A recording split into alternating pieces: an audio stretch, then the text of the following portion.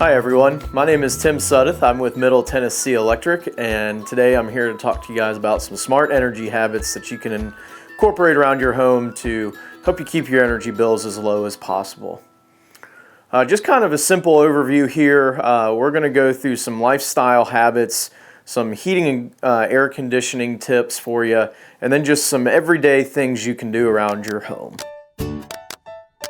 So the first category I want to hit on is your water heater.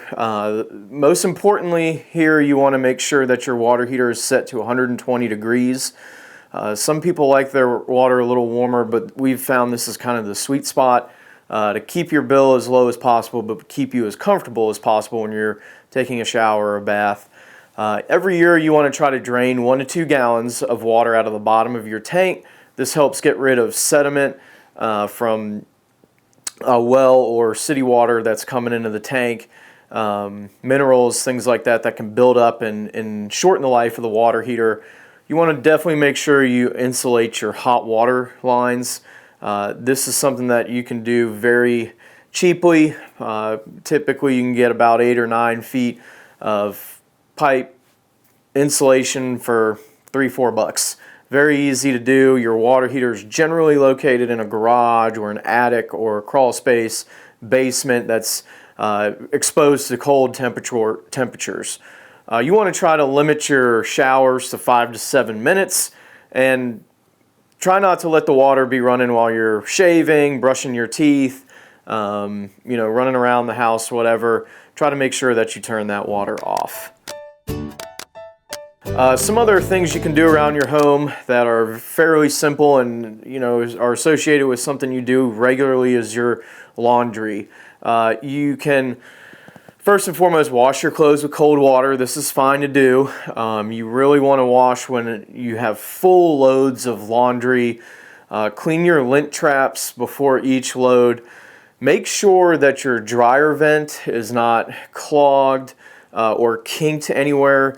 This is not only dangerous as a fire hazard, but it can cause your dryer to have to work harder to get your clothes dry. And then you want to try to do your laundry in consecutive loads if you possibly can, especially with your dryer. You can maintain and harvest some of that heat from the last load. And if it's a nice day outside and you have the option of using a clothesline, that's also a possibility instead of using a dryer. Other things you can do around your home, especially in the kitchen, with your refrigerator, you want to try to make sure that temperature is set between 34 and 37 degrees. You want your freezer to be between 0 and 5 degrees. Clean the coils annually. That's something that is very easy to do. You want to unplug unused refrigerators or freezers. If you've got one Gatorade in your secondary fridge, it's really not worth keeping that plugged in. Or if you've got a deep freezer out in the garage and you've got a box of popsicles in there, it's worth unplugging and trying to consolidate where you can. When you're cooking on a range or a cooktop, put a pot lid on top of water. If you're trying to boil it faster or cooking food, it'll help that water get to temperature quicker, and it'll help that food cook quicker as well. And again, if you've got a dishwasher, run that only when it's full. That again is going to help reduce the amount of water you use and the amount of electricity that you use. These are just some lifestyle habits I want to kind of touch on. These are things that are going to be very low cost or free. So these are really things that you should do to kind of be more energy aware and keeping your light bill down as low as you can. During the winter seasons especially, you want to try to wear warm clothes within the home. Flip-flops and a tank top is not ideal when it's 5 degrees outside and cranking your heat. Hoodies and sweatpants and slippers and things like that are great ways to keep your heating bill as low as possible. Blankets as well, or quilts, use those to stay warm instead of cranking up the heat. Some other, small things, make sure lights are off when you're not in the room. Unplug chargers when they're not in use.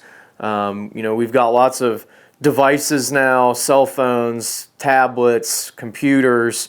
Make sure those things aren't plugged in when they're not in use.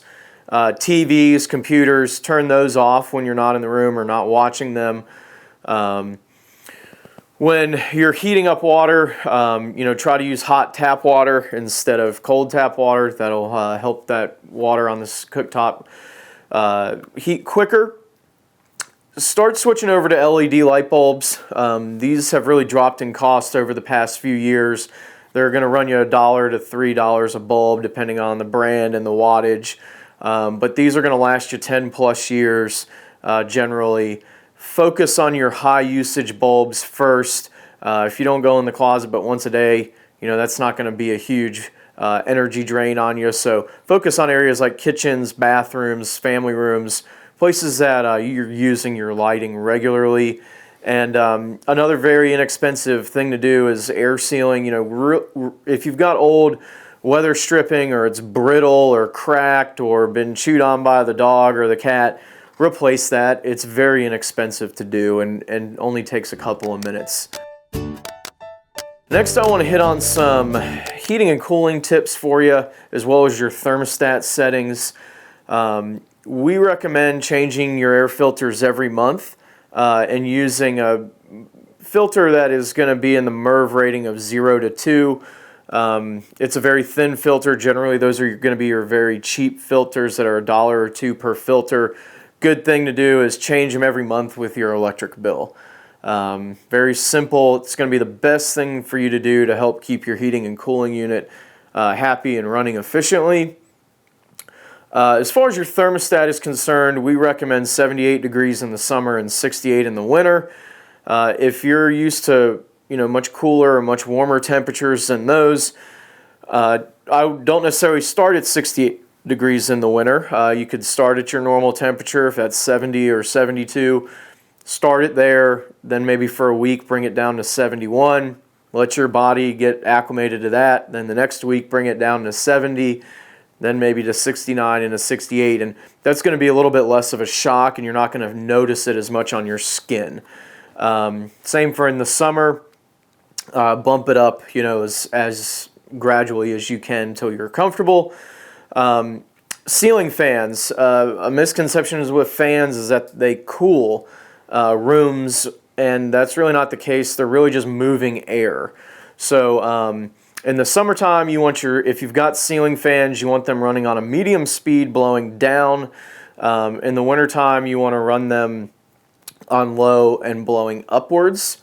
You want to make sure that you keep your windows locked. That really helps create an airtight seal to keep your heating and air conditioning inside the home. Do not cover up any of your big return grill, which is where your air filter goes. Try not to cover that up with furniture or a couch or anything like that. And the same goes for the vents in the floor or the ceiling. Unlikely they'd be covered in the ceiling, but don't put couches over them, beds, nightstands, or end tables. You really want those to have maximum area to move that air into the room. So don't close those or cover them up.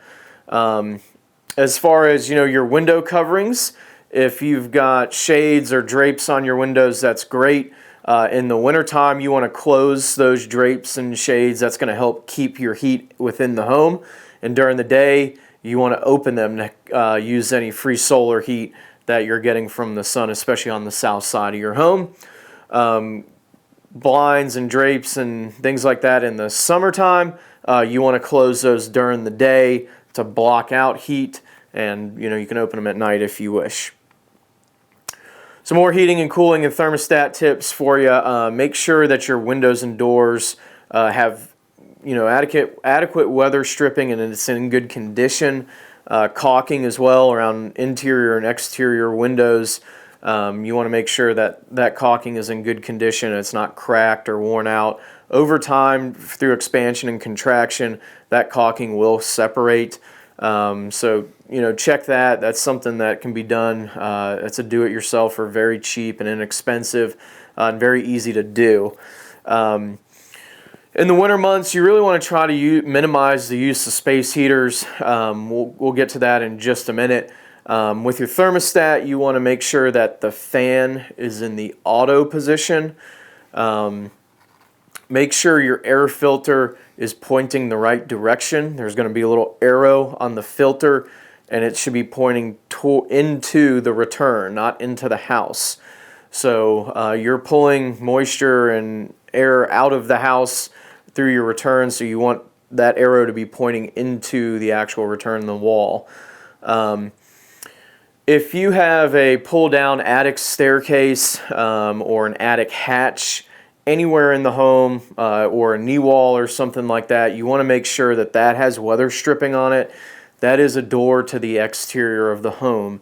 A lot of times your attic is even hotter in the summer than it is outside, or colder in the winter than it is outside. So it's really a very extreme volatile conditions in your attic space. So really make sure that those are weather stripped and insulated as well if possible. There's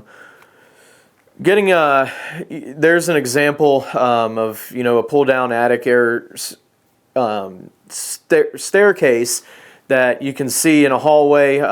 You've got your return grill down there on the bottom right, and you've got your thermostat right above that.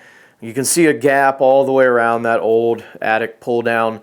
That is nothing more than a 1/4 inch piece of wood that is getting yanked on, and it starts to warp over time. It's leaking air. So your thermostat is measuring the temperature for the entire home right below that pull down. There's no insulation on that pull down. There's no weather stripping. This can cause your heating and cooling unit to run more than it needs to. So really make sure that that's sealed up the best that you can get it, and that can again be done with some cheap weather stripping and maybe a latch to make sure that it's tight. Slide here on your space heaters. Over the years, space heaters have been used, and they serve their purpose, but they can be expensive to operate, especially if you use multiple space heaters throughout the course of a day. This is just a simple example kind of showing you what a typical space heater can use. If you used it for 24 hours a day for a month, it's going to cost you about $100 a month to run. We know it's probably not running 24 hours a day, but chop that down to a third, you're looking at about $33 a month to run a space heater for 8 hours, and that's just one. If you've got one in 2 or 3 rooms, it can add up very quickly. So, space heaters serve their purpose, in times of, need, but we really recommend using them minimally. Again, here's a picture of some dirty air filters that I've seen. Some people don't even know they have an air filter that they need to change. Life is busy. We forget to do these small things around the home. This is something that really you need to be doing every single month, and it's going to keep your heating and cooling unit running as efficiently as it possibly can.